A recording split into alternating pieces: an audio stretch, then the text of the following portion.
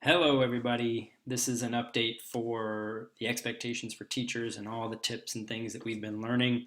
I figured I would try and get you this today because tomorrow might be a little crazy for everybody. I know today may be crazy too, but there's just been a lot going on and I wanted to bundle it all up and send it all out. So first thing, we have, as you know, sent out our expectations for synchronous online learning or synchronous meetings, and we've already heard back from a lot of people, and I think there are a few things that we can do to try and make this a little easier for folks. So the first thing is, if you want to look at the expectations for online learning, I've updated the course for the synchronous meetings. If you go to section 1.0, you can click on the link. So you don't have to like bookmark everything or find everything.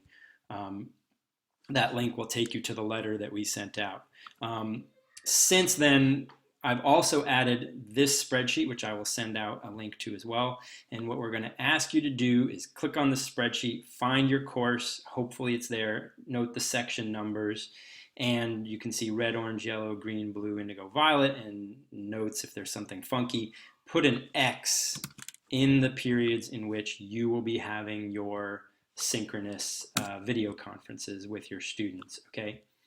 A few notes and reminders. I think we were talking about this, and it seems like using the word video conference is the most general and the least misleading. We're not doing online lessons. Usually, we're not necessarily always doing quote-unquote office hours because that had a meaning in the face-to-face world. So video conference might be do not change what you've already written or sent to kids, but that might be the easiest, most general term to use. And that's what we've been using. If a student has any technical problems, and I'm sure there will be some, please have them contact Juan and/or open a tech support ticket. We will find a way for them to get this technology working one way or another. There's been some talk about how we supervise these meetings. What we would like you to do is be there before or when the meeting starts and be there at the end, even if all the students have left. There is no technical way to close it early. Students can always open up on the link. Students can do anything when we're not with Hangouts, when we're not running a meeting. But for the times that we have said we will supervise, we should be there and designate and be there for that time and supervise. That's really the best we can do in terms of monitoring them. We have made it clear to them that we expect them to behave well and follow the student handbook and stuff like that. There's a link here to an agenda you might find useful, some general tips. I think all three of these are pretty good. And they have to do with, first of all, the reason why we're doing this, which is mostly to connect with students. We're not doing this so that you could do online teaching. If you want to try that, go for it. But the most important thing is that students need to connect with each other, and the visual part of that helps, and they need to connect with you, and the visual part of that helps.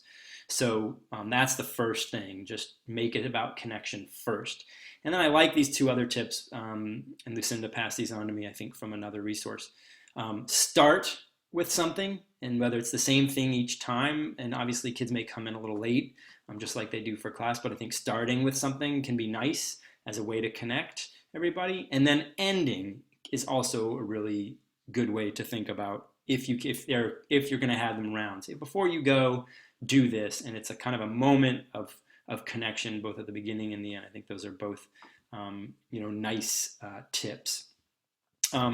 You guys, while we were doing our faculty meeting, mentioned the add-ons for Chrome or extensions for Chrome. I've added, I think they're actually called extensions, not add-ons, but I've added that to 8.1 if you needed to get the link to the extensions, and the one that makes a grid, which, I think for 70 people is a little bit crazy making, but if you just have a class of 12 or 13 kids, it might be nice to get that extension so you could see all of them at once. You should also know that we have added both to your course and to the students a page 8.3 on meeting etiquette.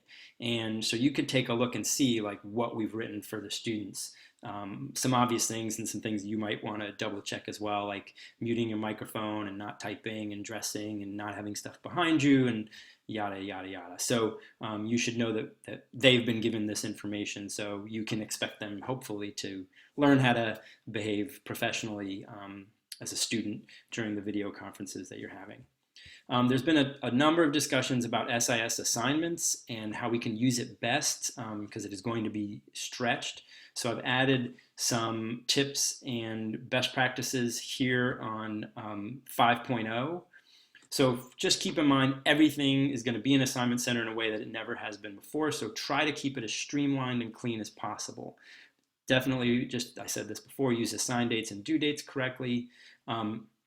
You got to post assignments by 4 p.m. at least the previous day. Consider you could have them published on assign date at 4 p.m. and then they won't even pop up into the assignment center until 4 p.m., which kind of might leave the day that the kid is planning less cluttered. Now, it might be harder for them if they're planning ahead, but that's a pros and cons kind of thing. But it's worth considering, especially if it's not something they need to plan ahead for, right? Try to limit the number of assignments you post for each class period. I know this may contradict something that we've already said, but I think maybe this is a good idea. We have to play with it and see. So consider maybe you have a number of classroom activities, maybe collapse those all into a single assignment. And then, of course, you can add more details and topics or in your weekly planning file. But instead of having a bunch of little assignments for each classroom activity, maybe you have one. Similarly, maybe they're submitting multiple things. Consider collapsing all of those into a single assignment. And note that you can, in the online submission setting, have it accept up to 10 files. So you could have them submit multiple things. Now that may get confusing for you, but you could try it and see. And again, keep in mind that from a student's perspective, it's going to keep their assignment center a little more streamlined. This came up, I mean, this sort of contradicts slightly, but one thing that may be very helpful for some students is to actually, when you have a video conference, create an assignment that says we're having a video conference and include the link to the Meet in the assignment itself. You could add that link elsewhere in SIS, but it could be useful. A couple people have asked about when assignments are due. They are due by default in SIS at 11:59 p.m. It doesn't show up anywhere, but that's when they'd be marked late automatically. If you want them due earlier, then you should put that in the title of the assignment. It's not going to show up anywhere else for the student visually, even if you set the online submission box to say 6 p.m. or 4 p.m. or whatever. They can't see that. It only shows up for you when they submit. So put it, if you say, due by 4 p.m., just put that in the title if that's important to you. That being said, for asynchronous assignments, we're going to ask that you have them due no earlier than 4 p.m. because in theory, the kids are doing work for the day that's due during the day of that class, the classes that they have, and so they couldn't necessarily be working on the thing that you want them to do that day any earlier than 4 p.m. The exception would be, let's say, synchronous work. And by that I mean, so you're having a synchronous meeting on a given day and you want them to either come prepared with something, so you could have it due, at 11:35 because you're going to have your online discussion at 11:35, or you might actually assign something in that moment and say, I want you to do like the suggestion above, like a reflection, and I want you to do it in the next 35 minutes. So it's like classwork. And then, so those are the exceptions. But otherwise, if it's asynchronous work, 4 p.m. is what we're talking about for the due date. Or due time, sorry.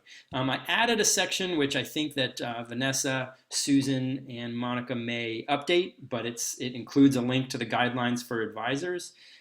So it's 13.0, and if you're looking for that, that is there. I also added the link under 3.0 expectations for students and parents for the online resources that we created for students and families. So you should take a look at that course that we created if you haven't, so that you know what the students and the families have seen. It should be useful for you at least to get an overview of what they have. And if you see something that we could do better for them, definitely let us know. A few things that may be useful I've added right under our shared tips and samples in 12.0. I'll go with actually some of the smaller ones first. So if you're interested in Seesaw Premium, that is now available. And Jesse and Liz are experienced Seesaw folks, so they would be good folks to talk to if you're interested.